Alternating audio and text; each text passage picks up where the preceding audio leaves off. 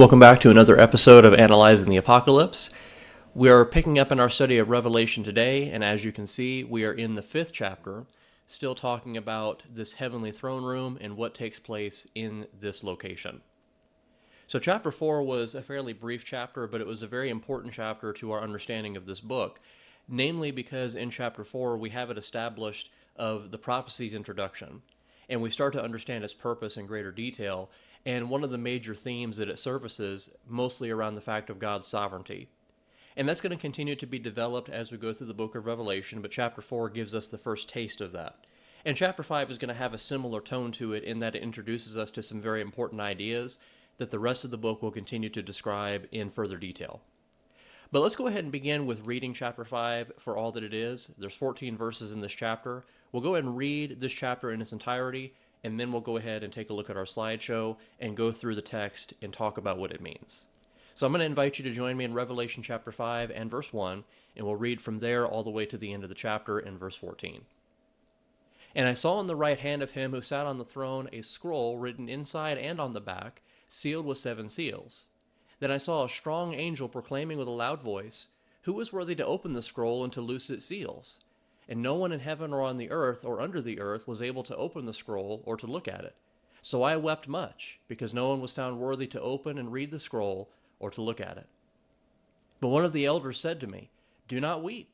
Behold, the Lion of the tribe of Judah, the Root of David, has prevailed to open the scroll and to loose its 7 seals." And I looked, and behold, in the midst of the throne and of the 4 living creatures, in the midst of the elders, stood a lamb as though it had been slain, having 7 horns and 7 eyes, which are the 7 spirits of God sent out into all the earth. Then he came and took the scroll out of the right hand of him who sat on the throne. Now when he had taken the scroll, the 4 living creatures and the 24 elders fell down before the Lamb, each having a harp and golden bowls full of incense, which are the prayers of the saints. And they sang a new song, saying, "You are worthy to take the scroll and to open its seals. For you were slain, and have redeemed us to God by your blood out of every tribe and tongue and people and nation, and have made us kings and priests to our God, and we shall reign on the earth." Then I looked, and I heard the voice of many angels around the throne, the living creatures and the elders, and the number of them was 10,000 times 10,000, and thousands of thousands, saying with a loud voice, "Worthy is the Lamb who was slain, to receive power and riches and wisdom and strength and honor and glory and blessing." And every creature which is in heaven and on the earth and under the earth, and such as are in the sea, and all that are in them, I heard saying, "Blessing and honor and glory and power be to him who sits on the throne and to the Lamb forever and ever." Then the 4 living creatures said, "Amen." And the 24 elders fell down and worshipped him who lives forever and ever. There's a lot going on in chapter 5. I would say that it's one of the easier chapters in Revelation to understand, not necessarily because it doesn't have a lot of imagery, because it certainly does, but really because we're so familiar with the imagery that it's using, namely the Lamb. So we probably already know, before we even enter this conversation, of who we're talking about regarding the Lamb. And we're also seeing some others come back into play, like the 4 living creatures and the 24 elders. We've already talked about them in the 4th chapter, so we already know that we're dealing with, in the case of the 4 living creatures, angelic beings, and then in the case of the 24 elders, the faithful of all time, both Old and New Testament together, praising God and being in his presence forever and ever. But what about the rest of this? How do we understand, for instance, the scroll and the seals that are on that scroll? Why is it significant that this Lamb is able to take this scroll and then he's praised for doing so? Those are the things that we've got to talk about in further detail. So let's get over to our slideshow and dive right into the text and what it means. But let's again understand that we're still in the heavenly throne room, as we just talked about in chapter 5. And we see that John is here witnessing this, and he's actually saddened by what he sees. Because he sees this scroll described in verse 1 as a scroll that is written on both sides. And we also note that it's sealed with 7 seals. But in verse 2, there's an angel that is asking who is worthy to open the scroll and to loose those seals, and there's no one that's found to do that. There is deafening silence where no one is stepping up to the plate to say, "I can do this," because no one is worthy to do it, is the point. So there is a divine message recorded on that scroll. That's what the scroll ultimately represents, is a divine message from God. And you could imagine that because it's a divine message, it's pretty important. but it hasn't been revealed yet because it's still sealed. So someone has to be able to reveal its contents, to break those seals open and let that message be heard, but no one is able to hear it. No one has been able to proclaim it because no one is worthy to open it. That is why in verse 4 we see John weeping much. He doesn't just say that he was indifferent to it or he just shed a tear or two here. He wept much because no one was found worthy to open and read that scroll, because he knows it's a divine message, a message of comfort potentially, whatever the case may be. It's a message from God, and it's not getting read or heard because there's no one that's been found worthy to open it. But we find in verse 5 there's a sudden transition. So now we have one of the 24 elders who is present here, and he notices that John is weeping, and he encourages them. And he says to them, "Do not weep, because the Lion of the tribe of Judah, the root of David, has prevailed to open the scroll and to loose its seals." So right away, again, verse 5 is a clear reference to Jesus. That's who is in view in verse 5. The imagery is unmistakable. So when we talk about that imagery that's used in verse 5, the Lion of the tribe of Judah takes us back to actually Jacob, or Israel, as he would be later named, and what he would say to Judah, his son, regarding his future. And he would refer to him as a lion's whelp. And that's where the imagery for the lion comes from, effectively from Genesis chapter 49, verses 9 and 10. The idea of the root of David we'll also see repeated later on in the book of Revelation. We're seeing that as a presentation of Isaiah's prophecy from chapter 11, verses 1 and 4, or 1 through 4 rather, where in that particular case we're describing the Messiah and who he would be and what he would do, and how he is the branch, the shoot of David and of Jesse. And you see this all throughout the Old Testament, especially in the prophets, describing the Messiah as the root or the branch of David's throne and of David's lineage. And so that same imagery prevails here, very clearly identifying this as Jesus and who he is. And we know what the elder says concerning Jesus. He says that he has prevailed to open the scroll and to loose its 7 seals. So the idea of him prevailing, which is going to be talked about a little bit in verse 6, where it talks about the lamb as though it had been slain, that's really what it's talking about, is how Jesus, through his sacrifice, prevailed. And thus he was declared to be worthy for that reason.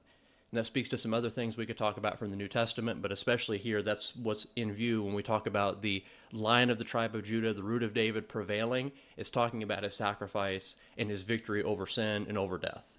That's what's in view here in verse 5. So with that being said, in verse 5 from this elder, now John's attention is shifted. So his sorrow is departing, and he notes in verse 6 that he sees this lamb. And this lamb is kind of emerging from out of the midst of the throne and the living creatures, in the midst of the elders. And here's this lamb standing there as though it had been slain. So it's standing upright, but it looks like it has been killed. That's the idea. Kind of an interesting image when you think about it that way, where it's dead yet alive. And this lamb is not how you would typically picture a lamb. It's a lamb that has 7 horns and 7 eyes. Now, I suspect that might disturb us if we were to see something like that. But that's the way that he describes his lamb. Now, there's a lot going on here in verse 6 with this description. Let's talk first about what it means to be a lamb in the first place. So all throughout the Old Testament, the imagery of a lamb we see used in a lot of ways. We see it used to describe people. Often it's used to describe sacrifices, because a lamb was a common animal for the people of Israel to sacrifice. So again, the image of sacrifice comes into play here as well. But we also find it used to describe the Messiah in some cases. It's used to describe the people of God. You think about Psalm 23 in that particular case, where the Lord is my shepherd. The psalmist sees himself like a lamb. The point that I'm making is that it's used throughout the Old Testament as a description of association with God, of innocence, of sacrifice. And all those things are surfacing now when we talk about Jesus, because all those things ultimately describe him. But the main thing that stands out when we use the imagery of the lamb is almost certainly the Passover lamb. The lamb that the blood was smeared on the doorpost to allow the angel of death to pass over the places that had that blood. That's really what's in view here when we talk about Jesus being a lamb. So it's not just one thing, so I don't make it sound like it's only that, but that's primarily what would be in view in this context, talking about Jesus as that lamb. But then what about this idea that he has 7 horns and 7 eyes? What is talked about there, and what does that mean? 7 horns really talks about perfection and power. So in the ancient world, the way that they would see a horn is a symbol of power. Because when you think about an animal, it's defined by its power in terms of the horns that it has. So the larger the horn and the stronger the animal, the more power that it has. That type of language is used all throughout the Old Testament to describe leaders and various people who have a lot of power, and they would have multiple horns, and that is a description of power. The seven eyes, which are actually given a definition here, are the seven spirits of God sent out into all the earth. So we're talking about the Holy Spirit, yes, but also we're talking about the knowledge of God broadly. So his awareness of the situation and his power to make a difference in that situation. So it's that reminder, like chapter 4 talked about, that God is still in control of things. He has not let that power go, nor is he ignorant of world affairs. All these things are very much in his mind. He is very much watching them, and nothing has escaped his grasp. And the same could be said here of Jesus, given that that's who we're describing in verse 6. I have that reference to Zechariah chapter 4 and verse 10, incidentally, since that gives you a little more clarity about the seven eyes, because that's the exact same language that's used over in Zechariah chapter 4 as well. And the reference is similar, where we're talking there about the knowledge of God and his awareness of what's taking place. But verse 7 is very important.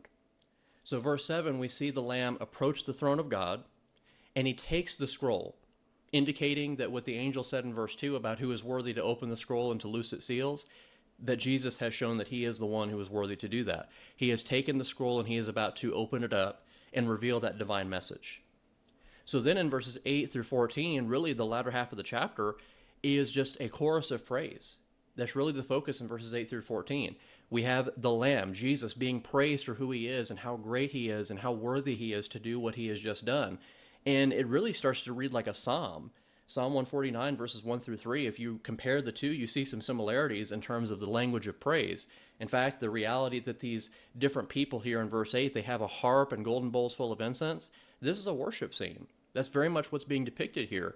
And it's meant to show and prove that Jesus is indeed worthy to receive these things.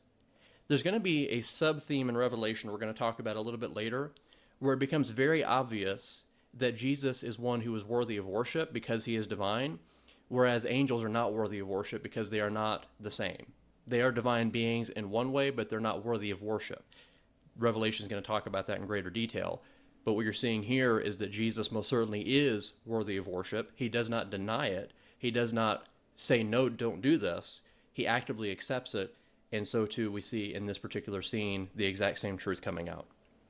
And as you go through from verse 8 down to verse 14, more and more are joining in this chorus. It's just such a beautiful scene to envision of what John would have heard and what he would have been witnessing. And the things that they're saying and the truth that they're talking about and proclaiming concerning Jesus is just wonderful. And we see that even by verse 13, creation itself is joining in to praise Jesus and to praise him for his worthiness to do these things. It is incredible to think about what this would have just sounded like, not even looked like, but what it would have sounded like to hear this chorus of praise just ringing out all throughout the heavenly throne room. Now, we've talked about chapter 5 in terms of what it says, and we've already given a little bit of detail about what it means. But let's put it all together. Let's try to really make sense of what this 5th chapter is telling us about the book of Revelation and his message. We've already pretty clearly seen that the Lamb is Jesus Christ. We see that in verse 5 he's referred to there as the root of David, and he's also talked about there as the Lion of the tribe of Judah, and then we see him referred to as a lamb. So all of those are references to Jesus, and we're just seeing different ways to depict him in this particular chapter. And we also note that he's the one that is worthy to take that scroll and to announce what his message is. But what does that scroll actually mean?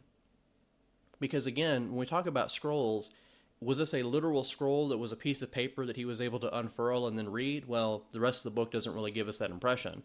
So again, the scroll becomes an image of knowledge, and specifically in this case, a reference to divine knowledge. So here is God setting forth his message in a scroll, which he did quite often in both Old and New Testament. In fact, we still benefit from that to this day. And in that scroll, there is a message. And we see that if we connect this to Ezekiel chapter 2, verses 9 through 10, we find out that this is a reference to judgment and to woe that is being pronounced upon the nations and specifically upon the people of God in Ezekiel's case. But that language is picked up here in Revelation to talk about a scroll that is also likely containing judgment. When we get into chapter 6, that'll be a lot clearer, because as the seals are broken and the scroll is revealed to say what it does, there's a lot of things that happen to the nations that are less than positive. So we know that it's a scroll of judgment. But it is a reference to that knowledge of God and what his plan is, and how Jesus is the one worthy to reveal that plan and to kick that plan into execution. So he is the one who is in control of these judgments. And it shows that there is a progression of judgment as well. In fact, as we go through the seven seals, which is really going to take us from chapter 6 all the way through chapter 11, or chapters 8 and 9, actually. The seven trumpets are going to come after that. That's where I'm getting a little mixed up. But nevertheless, when we get to that point, we're going to see there's a progression in all of these things where it starts out, it's bad, but it's not too bad yet, but it intensifies as time goes on. And it shows again that God's judgment is not just all at once in many cases. It's something that happens progressively. It doesn't just occur overnight. And God is still in control of the situation, though, and operating as he knows how to do. And so Jesus is also in control of this and executing those judgments also. So that's really what we're talking about when we talk about the scroll and Jesus and his worthiness to take that scroll and to proclaim its message and to begin unleashing judgment according to the will of God. But what about these seals? This one is sometimes confusing to us. Why is it that there are seals on a divine message? Why would God want his message to be hidden away like this and not known? Well, the reason is that a seal is designed to keep a scroll secure and unaltered, to make sure that its message is purified. Now, in the ancient world, if you're talking about correspondence from one king to another, that'd be pretty important. You don't want the idea that the messenger who was delivering it altered it to say something it did not. The same thing is true here, and we're seeing also another idea we're going to mention in just a moment, but the idea of security and being unaltered is certainly present. That second idea I just alluded to takes us back to the book of Daniel in chapter 12 and verse 9, where he is told to seal up his prophecy until the time is right for it to be revealed. That also is in view here in Revelation as well. So obviously Revelation itself is revealing something to us, as the name would imply, telling us something that God wants us to know. But the idea is that it would be sealed up until the time is right for certain things to be known and to be proclaimed. So it's progressive once again. It's not just something happening all at once. It takes some time for it to be fully realized and to be fully understood. So this is a pure message that we're dealing with, a pure message from God that would steadily be revealed according to the will of God as he sees fit.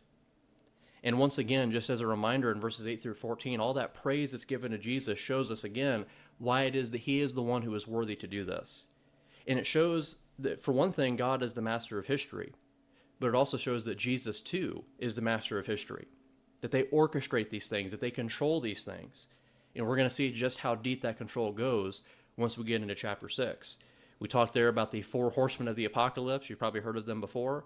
Well, we're going to understand what those actually represent and how that factors into what we've talked about today with Revelation chapter 5 and the scroll and the seals and how all of it fits together.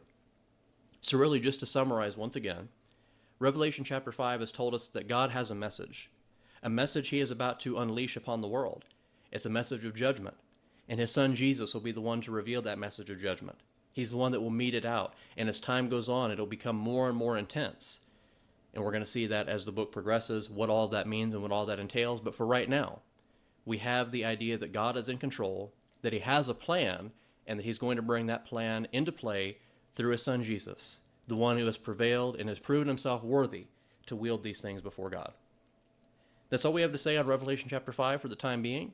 Be ready to talk about chapter 6 a little bit later. Again, the four horsemen of the apocalypse.